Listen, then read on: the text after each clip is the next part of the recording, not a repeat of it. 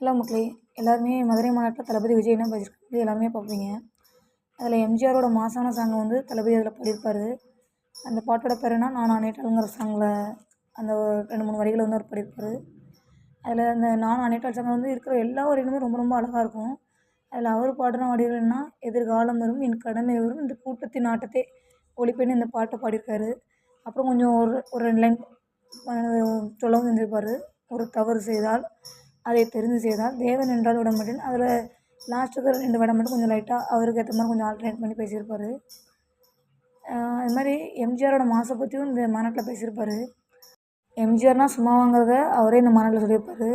அதுக்கு ஒரு சின்ன எக்ஸாம்பிள் எனக்கு தெரிஞ்சு, அவரோட எம்ஜிஆர் அப்படின்னா எம்ஜி ராமச்சந்திரன். அவரோட நேமே ஒரு பெரிய எக்ஸாம்பிள். நடிகர்கள்னாலே கண்டிப்பாக நிக் நேம் கண்டிப்பாக வச்சுருப்பாங்க. மக்கள் ரொம்ப செல்லமாக கூடுவாங்க அவங்கள. இப்போ தளபதி விஜய் அப்படின்னா விஜய், இளைய தளபதி, தளபதி இந்த மாதிரி கூப்பிடுறோம்.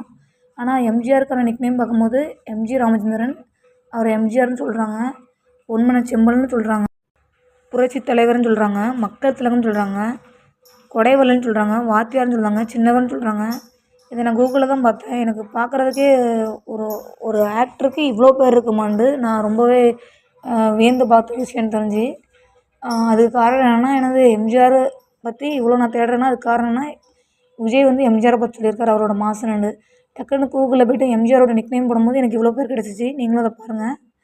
உங்களுக்கு தெரிஞ்சு யாராச்சும் எந்த ஆக்டருக்காச்சும் இவ்வளோ பேர் இருக்கான்னா எனக்கு வந்து சொல்லுங்கள், நானும் அதை தெரிஞ்சுக்கிறேன்.